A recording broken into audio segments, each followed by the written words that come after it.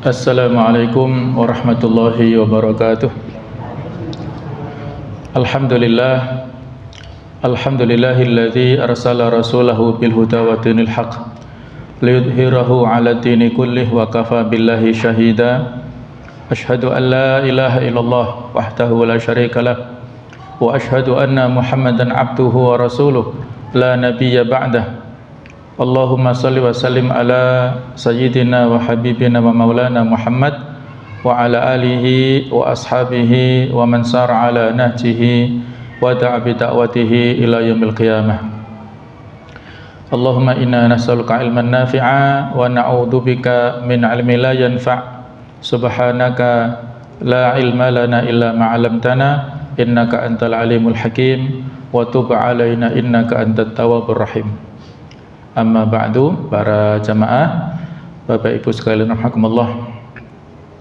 Marilah kita lanjutkan tafsir Al-Munir, yaitu pembahasan dari surah Ali Imran pada paragraf ayat 142 sampai dengan 148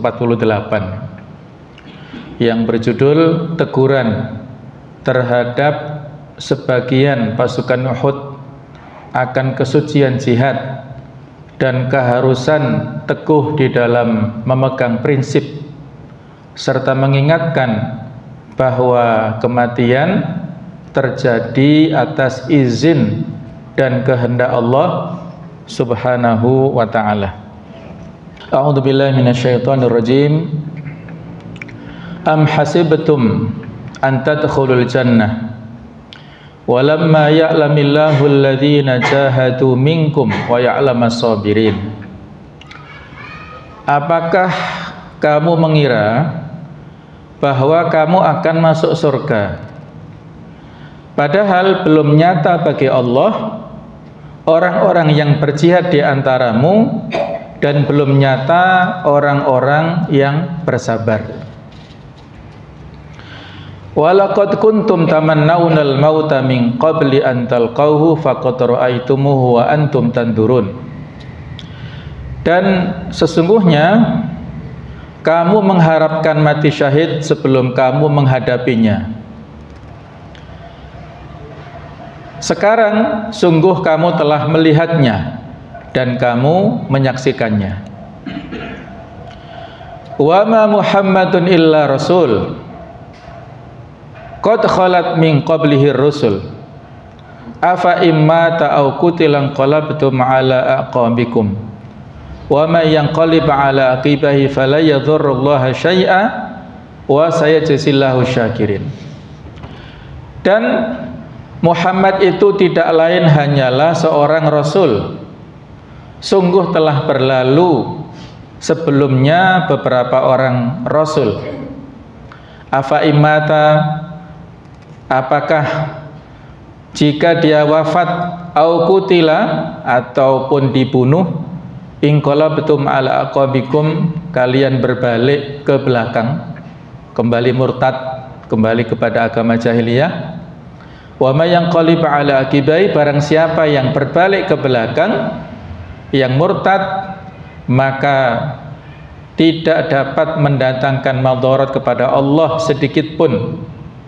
Wa sayajzillahu syakirin, dan Allah akan memberi balasan kepada orang-orang yang bersyukur. Wa ma kana li nafsin an tamuta illa bi idnillahi kitaban muajjalah. Dan tidaklah setiap jiwa itu akan mati kecuali dengan izin dari Allah, sebagai ketetapan yang telah ditentukan waktunya. Wa may yurid thawabad dunya nu'tihi minha, barang siapa yang menghendaki pahala dunia, maka kami akan berikan kepadanya pahala dunia tersebut. Wa may yurid thawabal akhirah nu'tihi minha, dan barang siapa yang menghendaki pahala akhirat, kami akan berikan pula kepadanya pahala akhirat itu. Wa sanajzi syakirin, dan kami akan berikan balasan kepada orang-orang yang bersyukur. Wa ka'ayyim min nabiyyin qatala ma'ahu ribbiyuna katsir, betapa banyak di antara Nabi berperang bersamanya para pengikutnya yang berjumlah banyak, para pengikut yang bertakwa, yang beriman kepada para nabi tersebut dalam jumlah yang banyak. Fama wahanu lima asabahum fi sabilillah, maka tidaklah mereka menjadi lemah karena bencana yang menimpa mereka di jalan Allah. Wa ma dha'ufu, mereka tidak lesu. Wa mastakanu, dan tidak pula menyerah kepada musuh. Wallahu yuhibbus sabirin, dan Allah menyukai kepada orang-orang yang bersabar. Wa ma kana qaulahum illa an qalu rabbana ighfir lana dzunubana wa israfana fi amrina wa tsabbit aqdamana wansurna 'alal qaumil kafirin. Tidak ada doa mereka selain ucapan wahai Tuhan kami, ampunilah dosa-dosa kami, dan tidak ada doa mereka melainkan ucapan wahai Tuhan kami, ampunilah dosa-dosa kami, wa israfana fi amrina, dan tindakan-tindakan kami yang berlebihan dalam urusan kami, wa tsabbit aqdamana, dan tetapkanlah pendirian kami, wansurna 'alal qaumil kafirin, dan tolonglah kami terhadap kaum yang kafir. Fa atahumullahu thawabad dunya, maka Allah memberikan kepada mereka pahala dunia, wa husna thawabil akhirah, dan pahala terbaik yang ada di akhirat. Wallahu yuhibbul muhsinin, dan Allah suka kepada orang-orang yang berbuat kebaikan, ya. Jemaah sekalian, inilah ayat-ayat yang diantaranya ada sababun nuzulnya, ya, yaitu pada ayat 143 diceritakan oleh Ibnu Abi Hatim, meriwayatkan dari Ibnu Abbas radhiyallahu anhuma bahwa ada beberapa sahabat yang pernah berkata, andai saja kami terbunuh seperti terbunuhnya para pasukan Badar, atau andai saja kami memiliki kesempatan seperti kesempatan perang Badar, kami bisa memerangi kaum musyrikin dan kami bisa memberikan bukti sesuatu yang baik, atau kami bisa mendapatkan mati syahid dan pahala surga, atau tetap hidup dan mendapatkan rezeki berupa harta rampasan perang. Lalu Allah Ta'ala pun memberikan apa yang mereka harapkan itu, yaitu perang Uhud. Namun ternyata pada perang Uhud tersebut mereka tidak mendapatkan apa yang mereka katakan dan mereka inginkan tersebut, kecuali orang-orang yang dikehendaki olehnya. Lalu Allah Ta'ala pun menurunkan ayat ini, ya, maksudnya tidak ada di antara mereka orang yang tetap hidup kecuali yang dikehendaki oleh Allah Ta'ala untuk tetap hidup, ya. Maka turunlah ayat 143 ini yang memberikan peringatan kepada mereka, ya. Jadi ada sekelompok sahabat yang menginginkan sebelumnya ikut perang Badar, tetapi ada udzur, ya, ada halangan, sehingga mereka begitu semangat untuk mengikuti perang Uhud. Nah, pada saat itu mereka mengharapkan apa yang didapatkan oleh Ahlul Badar, ya. Satu di antara dua kebaikan, yaitu hidup mulia atau mati syahid. Hidup mulia, ya, mereka tetap hidup mendapatkan kemenangan, mendapatkan rampasan, ataupun mati syahid, yang itu mereka mendapatkan kebahagiaan di akhirat, ya. Nah, ternyata mereka justru mendapatkan kekalahan, ya, pada perang Uhud ini, sehingga menjadikan sebagian di antara mereka kecewa dan tidak memenuhi atau tidak sesuai dengan prediksi yang mereka inginkan itu. Maka Allah mengingatkan, menurunkan ayat 143 ini, ya, am hasibtum an tadkhulul jannah walamma ya'lamillahu alladziina jahadu minkum wa ya'lamas sabirin, ya, sebagai peringatan kepada mereka. Adapun ayat 144 diceritakan oleh Ibnu Mundzir dari Ibnu Umar, ia berkata, pada perang Uhud kami tercerai-berai dari Rasulullah SAW, lalu saya naik ke atas bukit, lalu saya mendengar kaum Yahudi berkata, Muhammad telah terbunuh. Lalu saya berkata, saya tidak mendengar seseorang mengatakan bahwa Nabi Muhammad SAW telah terbunuh kecuali saya akan memenggal kepalanya. Lalu saya memperhatikan keadaan. Lalu saya melihat Rasulullah SAW bersama orang-orang mulai terdesak mundur. Lalu turunlah ayat ini. Ini juga sama sebagai peringatan ya kepada para sahabat saat itu, mengingatkan kepada mereka semua tentang posisi Nabi Muhammad SAW yang sebagai seorang manusia biasa sama dengan Rasul-Rasul sebelumnya. Tidak boleh murtad ketika beliau nantinya misalnya ya, walaupun tidak terbunuh pada saat itu, tapi misalnya kalaupun terbunuh tidak boleh kembali kepada agama jahiliyah. Ibnu Abi Hatim meriwayatkan dari Ar-Rabi', ia berkata, tatkala pasukan Islam mengalami apa yang mereka alami berupa luka dan mereka mulai memanggil-manggil Nabi Muhammad SAW, maka orang-orang berkata, Nabi Muhammad telah terbunuh. Lalu ada orang-orang yang berkata, seandainya Muhammad memang seorang nabi, maka tentunya ia tidak terbunuh. Ini perkataan orang-orang munafik. Lalu ada orang-orang yang lainnya berkata, berperanglah kalian demi apa yang karenanya Nabi kalian berperang, sampai Allah memberikan kemenangan kepada kalian, atau sampai kalian bertemu dengannya terbunuh. Lalu Allah Ta'ala menurunkan ayat ini. Nah, ini lebih lanjut dijelaskan ya dalam riwayat yang lainnya.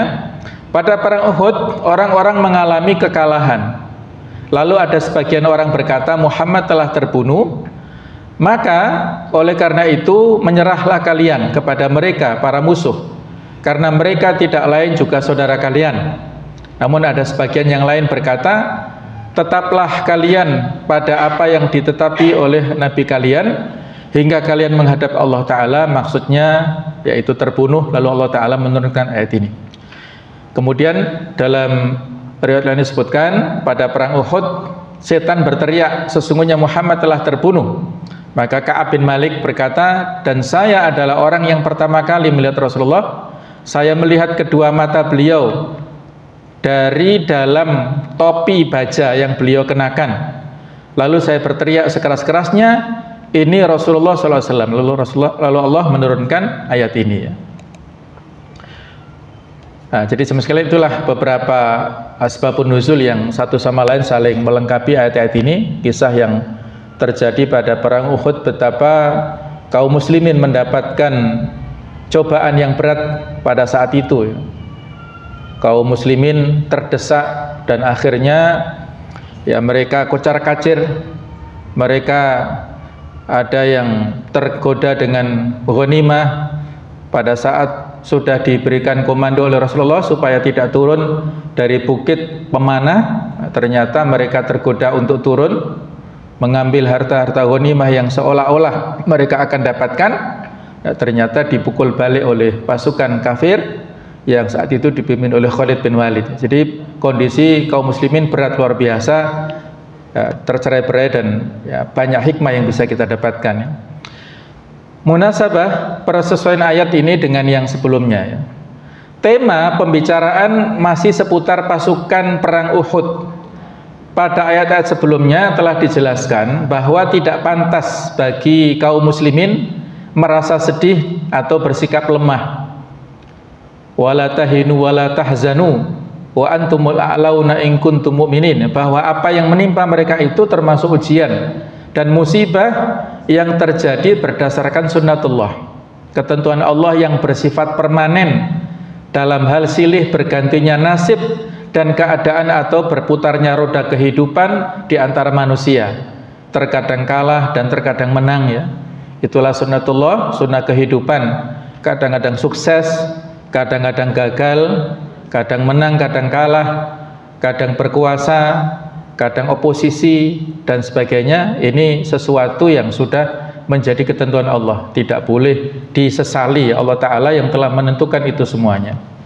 Begitu juga apa yang menimpa mereka pada perang Uhud, untuk mengetahui, membedakan, mengklasifikasikan antara orang-orang yang beriman dengan sungguh-sungguh dan yang tidak. Waliyumahhisallahu alladhina amanu wa yamhaqal kafirin. Allah ingin membedakan, menyaring mana orang-orang yang beriman di antara mereka dan mana orang-orang yang kafir itu. Hal ini mengandung tujuan untuk menguatkan moral dan spirit kaum mukminin serta sebagai penghibur hati mereka agar mereka tumbuh dan terdidik untuk senang berjihad dan memiliki sifat-sifat yang karenanya mereka bisa meraih kemenangan. Ayat-ayat ini menjelaskan bahwa jalan menuju kebahagiaan di akhirat adalah dengan jihad dan sabar. Sedangkan di dunia dengan menetapi prinsip tetap teguh untuk selalu berada di sekitar Rasulullah SAW ketika sedang berperang, berani berkorban dan berbuat baik serta tetap berada di dalam koridor kebenaran, keadilan dan sikap objektif. Jadi intinya istiqomah bagaimanapun kondisinya, apakah senang ataukah susah, berat atau ringan, dalam kondisi bahagia ataukah sengsara, semua ini menuntut istiqomah, sifat yang konsisten dalam di jalur kebenaran kepada setiap muslim ya. Adapun tafsir dan penjelasan ya, Allah Ta'ala memberikan peringatan, apakah kalian mengira akan masuk surga sedangkan kalian belum berjihad di jalan Allah dan tidak bersabar dan tabah ketika berada di kancah pertempuran. Kalian tidak masuk surga sebelum kalian diuji dan nyata bagi Allah siapa-siapa yang berjihad di jalannya dan tabah serta sabar di dalam melawan para musuh. Ini seperti di awal-awal surat Al-Ankabut, Alif Lam Mim, ahasiban nasu ayyutraku ayyaqulu amanna wa hum la yuftanun. Apakah manusia itu mengira bahwa mereka dibiarkan saja mengatakan kami telah beriman sedang mereka tidak diuji lagi. Ada lagi di Al-Baqarah, am hasibtum an tadkhulul jannah, apakah kalian mengira masuk surga, walamma ya'tikum mathalul ladzina khalau min qablikum, padahal belum datang kepada kalian seperti yang menimpa kepada umat sebelum kalian. Massat umul ba'sa wa dharra, telah tertimpa kepada mereka itu segala macam kesulitan dan kemelaratan. Wazul zilu, dan mereka diguncangkan dengan musibah yang sangat berat. Hatta yaqular rasul walladzina ma'ahu mata nasrullah, sehingga orang Rasul dan orang-orang yang bersamanya bertanya kapan pertolongan Allah itu datang. Allah menjawab, ala inna nasrullahi qarib, ketahuilah sesungguhnya pertolongan Allah itu sangat dekat ya. Al-ba'sa itu adalah segala yang terkait musibah di luar kita berupa kemiskinan ataupun kemelaratan, di penjara misalnya atau terusir. Sedangkan ad-dharra itu kaitannya dengan musibah yang mengenai fisik kita, misalnya karena sakit atau mungkin ada kematian dan lain-lain. Semua itu terjadi pada umat-umat sebelum kita. Dalam hadis diceritakan umat-umat terdahulu mendapatkan cobaan yang sangat berat. Nah, diantaranya kisah ya, tentang Ashabul Ukhdud, diceritakan di surat Al-Buruj, kutil ashabul ukhdud an-nari dzatil waqud idhum 'alaiha qu'ud wa hum 'ala ma yaf'aluna bil mu'minina syuhud. Ya, kisahnya panjang. Jadi pada saat dulu ya, pada zaman Bani Israel, ada raja yang mengklaim dirinya sebagai Tuhan yang harus disembah oleh rakyat-rakyatnya. Kemudian raja ini memiliki tukang sihir, dan juga pada saat itu tukang sihirnya ingin mengkader, ingin melakukan regenerasi. Siapa di antara rakyatnya, remaja-remaja yang mau dididik untuk menjadi tukang sihir ini, menjadi ahli sihir. Nah, maka ada seorang gulam, seorang anak kecil yang belajar ilmu sihir. Dia cukup mahir ya. Kemudian saat yang lainnya dia bertemu dengan si rahib, seorang ahli agama yang dulu beragama Nasrani ya. Jadi dalam kesempatan itu dia bingung apakah ajaran si rahib yang dia ikuti atau ajaran si tukang sihirnya. Nah, ternyata ya, pada saat itu dia berjalan melewati tempat atau jalan yang biasa dia lewati, bertemu dengan binatang besar, maka dia berdoa, ya Allah, seandainya ajaran yang disampaikan si rahib lebih benar daripada ajaran tukang sihir, maka bunuhlah binatang ini ya, sambil melemparkan sesuatu ya sebagai senjata untuk membunuh makhluk yang besar ini. Dan ternyata Allah mentakdirkan makhluk itu mati dan orang-orang bisa melewati jalan itu. Dia semakin yakin bahwasanya perkara si rahib ini sesuatu yang benar ya. Nah, pada saatnya berikutnya ada asisten raja yang sakit matanya, tidak bisa melihat, kemudian sudah diobati kemana-mana belum juga sembuh. Nah, ternyata diketahui atau didatangkanlah anak kecil ini. Akhirnya dengan dioles dengan izin Allah, dia berdoa bisa melihat. Maka dia berterima kasih ya kepada anak kecil ini, terima kasih telah menyembuhkan saya. Kata anak kecil, bukan saya yang menyembuhkan tapi Allah, Tuhanku dan Tuhanmu. Nah, maka dia pun beriman kepada anak kecil ini. Sampai berita ini didengar oleh raja. Ketika diklarifikasi, asisten raja sudah mengaku beriman ya, dan akhirnya dia dibelah mulai dari di sini ya sampai ke bawah, itu dibunuh. Kemudian tukang sihirnya, mohon maaf, si rahib juga akhirnya dipanggil oleh raja, apakah kamu yang mengajarkan ilmu ini kepada si anak ini? Nah, kasusnya juga sama. Nah, dia akhirnya dibunuh oleh raja dengan kondisi yang mengenaskan seperti itu. Nah, anak kecil ini mau dibunuh, dibawa ke tengah lautan untuk dilempar ke laut, ternyata selamat. Dibawa ke atas gunung juga selamat.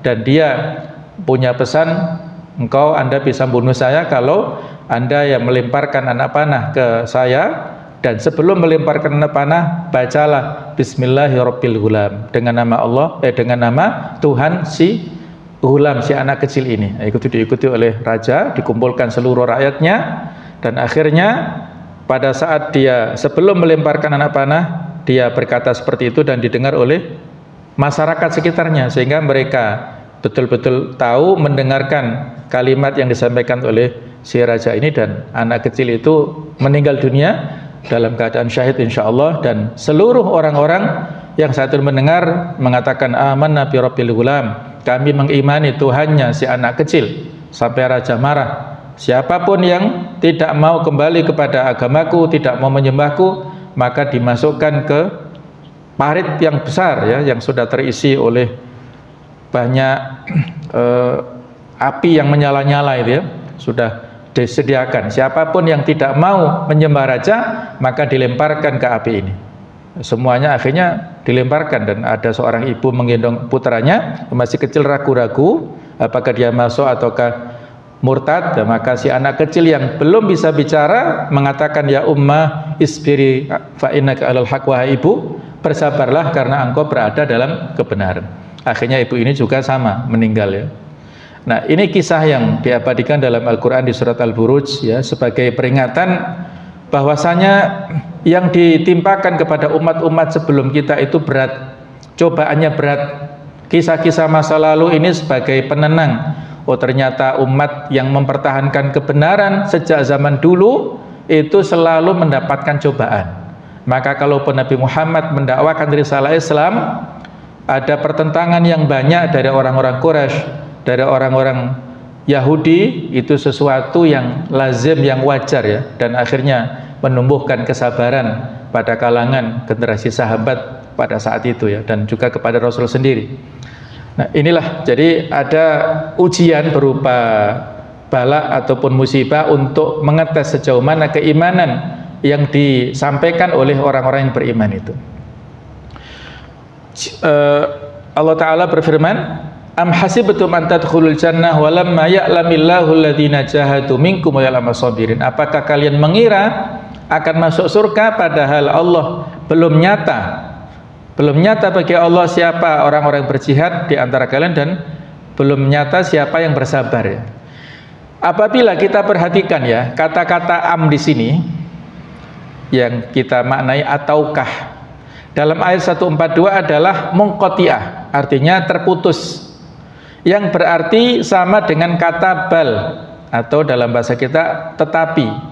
Sedangkan makna istifham atau kata tanya yang terkandung di dalamnya adalah istifham ingkari, pertanyaan yang mengandung maksud pengingkaran, jadi nggak perlu dijawab karena jawabannya ya berbeda ya, pasti jawabannya am hasibtum an tadkhulul jannah ya, jawabannya pasti tidak demikian. Jihad ada beberapa macam.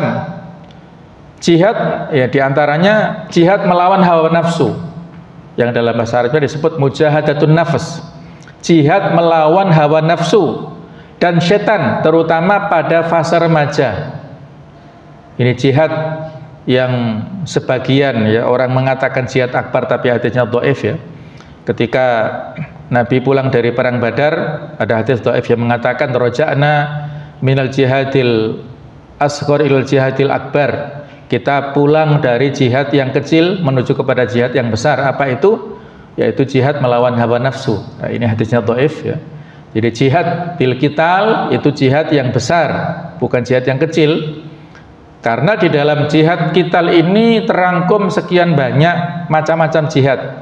Jadi kalau di sini disebutkan ada jihad melawan hawa nafsu, kemudian jihad melawan musuh, kemudian juga jihad dengan harta, jihad untuk dalam kaitannya dengan menegakkan kebenaran, itu semuanya terangkum dalam jihad melawan musuh di medan perang, jihad bil qital itu.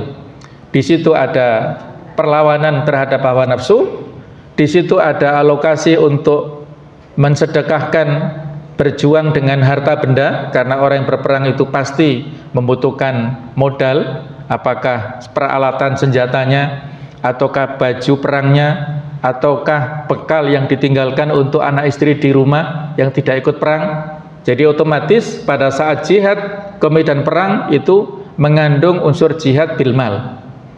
Kemudian juga ada unsur jihad melawan ataupun menegakkan kalimat Allah, yang kalau dalam kondisi sekarang jihad da'awi atau jihad taklimi, jihad dalam bentuk berdakwah amar ma'ruf dan nahi mungkar, itu juga bentuknya jihad. Kemudian jihad pengajaran, jihad ilmi, jihad menyebarkan ilmu pengetahuan. Nah, itu semuanya adalah makna jihad. Berjuang dengan harta demi agama, kalau di sini adalah melawan musuh dengan jiwa untuk meninggikan kalimat Allah, membela bangsa dan negara, berjuang dengan harta demi agama, umat dan kemaslahatan umum, jihad melawan kebatilan dan membela yang hak. Jadi kalau pada zaman dahulu bangsa kita berjuang untuk memerdekakan bangsa kita ini dari penjajahan, itu juga masuk fisabilillah, bukan semata-mata karena negaranya ya. Karena saat itu Indonesia belum ada. Yang mempersatukan kaum pada saat itu adalah diantaranya dengan fanatisme keislaman. Dari simpul-simpul tokoh para ulama itulah yang mempersatukan perjuangan para pejuang kita untuk merebut ataupun untuk meraih kemerdekaannya dulu ya. Dan pada saat perjuangan untuk mempertahankan kemerdekaannya, simpul-simpul atau ruh untuk simbol perjuangannya itu adalah juga fisabilillah. Dengan resolusi jihad ya, yang kita peringati dari hari santri itu pada tanggal 22 Oktober, itu juga rohnya adalah roh perjuangan fisabilillah.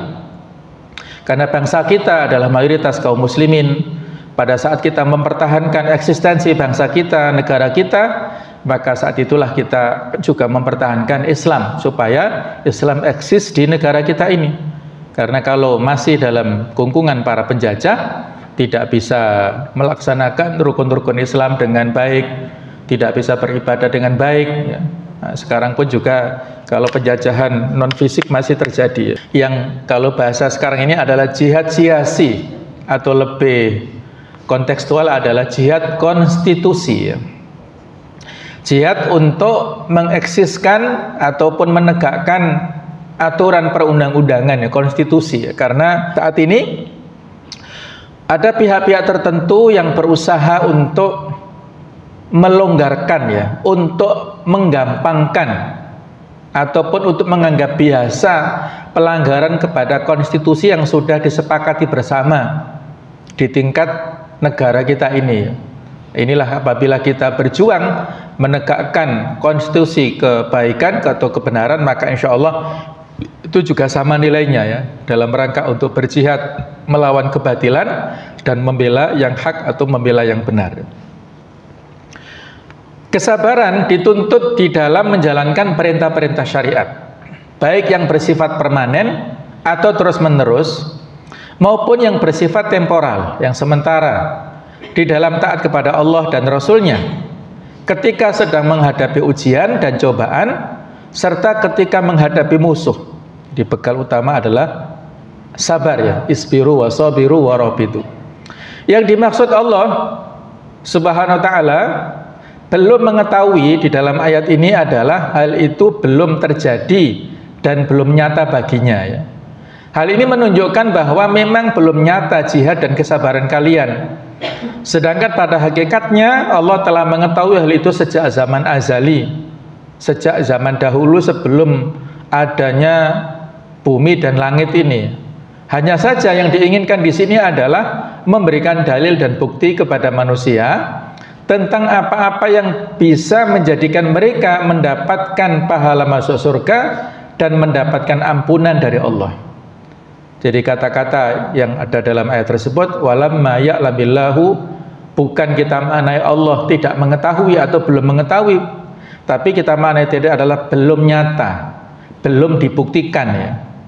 Allah sudah mengetahui hasil akhirnya bagaimana, apakah kaum muslimin mendapatkan kemenangan ataukah mendapatkan kekalahan, Allah Maha tahu. Tetapi Allah bermaksud untuk memberikan cobaan ujian. Bagaimana proses perjuangan kaum muslimin ini berusaha dalam meraih kemenangannya seperti apa. Apakah mereka serius ataukah santai-santai, itulah yang dinilai ya. Bukan hasil akhir. Kalau hasil akhir itu urusan Allah. Kita hanya bisa berjuang dan berusaha, hasil akhirnya Allah yang menentukannya. Jadi proses perjuangan itulah yang dinilai untuk mendapatkan pahala dan imbalan surga yang tertinggi itu. Surga, mendapatkan ampunan dan mendapatkan ridho dari Allah Ta'ala, kita masuk surga itu. Walaqad kuntum tamannaunal mauta min qabli an talqahu faqad ra'aitumuhu wa antum tanzurun. Kemudian Allah berbicara kepada sebagian kaum mukminin yang tidak ikut pada perang Badar. Mereka mengharap-harap bisa ikut dalam peperangan bersama Rasulullah agar mereka bisa mendapatkan kemuliaan mati syahid seperti yang telah diperoleh para syuhada Badar. Mereka adalah orang-orang yang mengusulkan kepada Rasulullah dengan agak memaksa untuk keluar dari kota Madinah untuk menemui para musuh dan memerangi mereka di luar kota Madinah, di Bukit Uhud itu ya. Sudah kita ceritakan bagaimana proses berjalannya musyawarah sebelum pelaksanaan perang Uhud ini. Beliau menyampaikan, membuka usulan, apakah kita mau bertahan di Madinah ataukah menyongsong mereka di luar Madinah. Nah ternyata sebagian besar mengusulkan untuk menyongsong musuh di luar Madinah, terutama orang-orang yang belum ikut di perang Badar. Mereka ingin merasakan sensasi peperangan, pengalaman yang belum mereka dapatkan di perang Badar itu mereka ingin rasakan. Maka saat itulah beliau mengakomodir pendapat untuk pergi menyongsong pasukan musuh itu, walaupun pada akhirnya ya mendapatkan kekalahan ya. Beliau sendiri cenderung bertahan di Madinah, tapi beliau seorang pemimpin yang tanggung jawab. Ketika keputusan sudah diambil, walaupun bukan atas pendapat pribadi, tapi pendapat para sahabat yang rata-rata masih muda saat itu dengan semangat luar biasa, beliau tidak menyalahkan siapa-siapa. Beliau bertanggung jawab atas kekalahan yang didapatkan itu. Nah itulah pemimpin yang sejati ya, pemimpin yang bertanggung jawab sebagaimana yang beliau contohkan. Pada waktu itu, nah ini beliau memiliki pandangan tetap tinggal di dalam kota Madinah. Lalu Allah berfirman kepada mereka, sebelum hari ini kalian wahai kaum mukminin mengharap-harap untuk bisa ikut berperang melawan musuh. merindukan saat-saat seperti itu, dan kalian sangat ingin bertempur melawan mereka. Sekarang apa yang kalian inginkan telah ada. Maka oleh karena itu bertempurlah dan bersabarlah. Namun pada perang Uhud tersebut, sekelompok dari mereka ada yang melarikan diri, sehingga selanjutnya Allah pun menegur mereka atas kejadian tersebut. Ada 300 orang dari 1000 yang desersi, melarikan diri, ya, para orang munafik, anak buahnya Abdullah bin Ubay bin Salul. Nah, itulah yang menjadikan mental sebagian kaum muslimin agak kendor, karena teman-temannya lari dari medan perang, tidak ikut melanjutkan perjalanan ke Uhud, ya. Diriwayatkan dari Hasan al-Basri bahwa ia berkata, telah sampai kepada saya bahwa ada beberapa sahabat Rasulullah yang pernah berkata, sungguh jika kami berperang bersama Rasulullah, maka kami akan melakukan begini dan begini. Lalu mereka pun diuji untuk membuktikan perkataan mereka tersebut. Namun ternyata tidak semua dari mereka yang mengatakan hal itu dengan jujur dan sungguh-sungguh. Lalu Allah Ta'ala menurunkan ayat 143 surah Al-Imran ini, ya. Jadi artinya generasi sahabat yang terbaik, ya, tetapi masih ada celah-celah, ya, sisi manusiawinya, ya. Ada rasa yang seolah-olah kurang konsisten dengan apa yang telah dikatakan sebelumnya. Inilah dinamika, ya. Mereka juga manusia biasa, tapi mereka adalah contoh yang terbaik, generasi terbaik yang tetap kita jadikan sebagai contoh teladan setelah Rasulullah. Maka pernak-pernik ini dinamika tidak mengurangi kedudukan mereka, ya. Mereka ini tetap generasi terbaik, dan kita ambil hikmah yang ada di balik kekurangan-kekurangan mereka itu. Mengharap-harap mati di dalam ayat ini maksudnya adalah mengharapkan mati syahid di jalan Allah. Ada sekelompok sahabat yang tidak ikut dalam perang Badar, ingin dan berharap bisa meraih mati syahid. Namun manakala pertempuran Uhud sedang berkecamuk dan mereka menyaksikan sebab-sebab kematian berupa duel antara tombak, dentingan suara ujung tombak yang saling menyerang dan berkilaunya pedang-pedang yang saling menghantam, serta barisan para pasukan, mereka justru merasa takut dan lemah, meninggalkan Rasulullah sendirian menghadapi serangan senjata dari musuh, padahal beliau memanggil-manggil mereka untuk tetap bertahan bersama beliau, menyerukan mereka untuk menyembah Allah, berperang dengan gagah berani dan tabah, serta sabar di dalam berperang melawan musuh, sampai berdarah-darah luar biasa, ya. Jadi perlumuran darah beliau memanggil para sahabatnya, tetapi ada sebagian yang berusaha untuk meninggalkan medan perang ini. Nah, itulah kejadian dinamika yang luar biasa terjadi pada perang Uhud ini. Faqad ra'aitumu wa antum tanzurun. Ayat di atas maksudnya adalah, dan kalian telah menyaksikan dengan mata kepala sendiri sebab-sebab kematian. Ketika di sekeliling kalian banyak dari saudara dan kerabat kalian yang terbunuh, dan kalian juga hampir terbunuh, hal ini merupakan bentuk teguran bagi mereka atas sikap mereka sebelumnya yang selalu mengharap-harap untuk bisa mati syahid, teguran atas sikap mereka yang mendesak agar Rasulullah keluar dari kota Madinah untuk menyambut musuh di luar kota Madinah, juga teguran atas kekalahan mereka dan sikap mereka yang berlari mundur meninggalkan Rasulullah, serta kurangnya ketabahan dan kegigihan mereka untuk tetap bertahan bersama beliau. Jadi dikuliti lah, ya, dikritisi luar biasa, ya, dari ayat-ayat seperti ini. Tatkala kaum muslimin terdesak dan kalah pada perang Uhud dan di antara mereka ada yang terbunuh, maka setan berkata, ketahuilah bahwa Muhammad telah terbunuh. Lalu Ibnu Qami'ah kembali menemui orang-orang musyrik dan berkata kepada mereka, saya telah berhasil membunuh Muhammad, namun sebenarnya ia hanya berhasil melukai Rasulullah.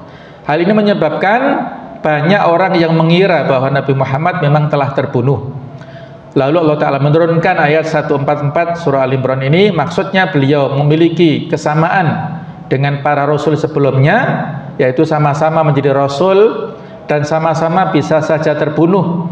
Sebelumnya ada Nabi Musa, meninggal dunia, Nabi Zakaria meninggal dunia karena terbunuh, ada juga Nabi Yahya juga demikian, Nabi Isa juga demikian, berusaha untuk mereka bunuh, tetapi Allah menyelamatkannya, diangkat ke langit.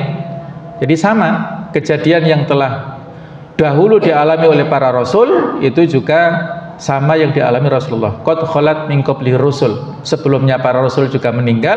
Kalaupun nanti Nabi Muhammad meninggal itu sesuatu yang biasa, tapi sebenarnya belum meninggal ya beliau.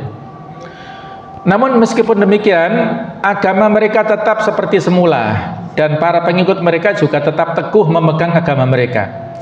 Oleh karena itu kalian juga harus seperti itu, tetap teguh di dalam memegang agama dan prinsip seperti sebelumnya. Meskipun seandainya Nabi Muhammad SAW meninggal dunia atau terbunuh, karena Rasulullah adalah juga manusia biasa seperti para nabi yang lainnya. Beliau memiliki tugas yang akan selesai dengan berakhirnya beliau hidup. Maka barang siapa yang menyembah Muhammad, sesungguhnya Muhammad telah meninggal dunia nantinya. Namun barang siapa yang menyembah Allah, maka sesungguhnya Allah Maha hidup kekal selamanya, tidak akan mati. Ini nanti disampaikan oleh Abu Bakar pada saat wafatnya Rasulullah, yang sesungguhnya ada kekacauan di kalangan sahabat, terutama Umar bin Khattab saat itu. Pada saat mendengar Nabi wafat di akhir hayatnya itu, Umar emosi ya, dan mengatakan, siapa yang mengatakan Nabi Muhammad wafat, saya akan penggal lehernya. Itulah ya. Tapi akhirnya Abu Bakar menenangkan dan membacakan ayat ini yang seolah-olah sebelumnya belum diturunkan, padahal ayat ini sudah diturunkan pada peristiwa perang Uhud, dan baru para sahabat teringat kembali pada saat wafatnya Nabi yang sebenarnya. Ya, itulah peringatan-peringatan yang disampaikan Allah Ta'ala kepada para sahabat dan juga kepada kita semuanya, bahwasanya penting bagi kita pada saat kita memberikan loyalitas ya. Loyalitas itu bukan kepada figur, tapi loyalitas itu adalah kepada idealisme, kepada sebuah faham kebenaran. Kalau figur yang kita berikan loyalitas, maka kalau selain Rasulullah ya, kalau Rasulullah pasti maksum ya, beliau punya sifat yang selalu dilindungi Allah Ta'ala dari segala macam kesalahan.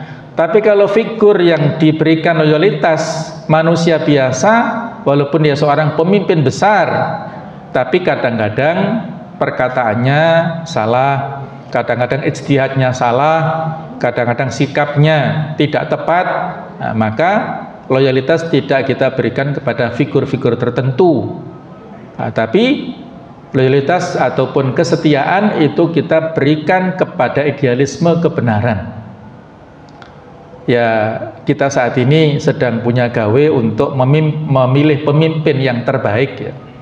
Ya, mudah-mudahan insya Allah kita optimis, insya Allah apa yang kita ijtihadi itu adalah sesuatu yang benar ya. Dengan figur-figur yang telah muncul, kita memilih yang terbaik dari yang ada, dari track recordnya, dari rekam jejaknya, dari sisi intelektualnya, kesolihannya, ketakwaannya. Mudah-mudahan itu yang tepat. Walaupun secara manusiawi tetap saja yang namanya kekurangan itu pasti ada, karena manusia tidak ada yang sempurna. Nah, maka kita fungsinya adalah saling menguatkan, saling mencari segala macam kelebihannya, bukan saling mengungkap segala macam kekurangannya. Allah a'lam bishawab. Inilah yang bisa kita bahas pada kesempatan ini. Semoga kita masih ada umur ya panjang, bisa kita lanjutkan berikutnya. Semoga ada manfaatnya, mohon atas segala kekhilafan. Subhanakallahumma bihamdik, asyhadu an la ilaha illa anta astaghfiruka wa atubu ilaik. Wassalamualaikum warahmatullahi wabarakatuh.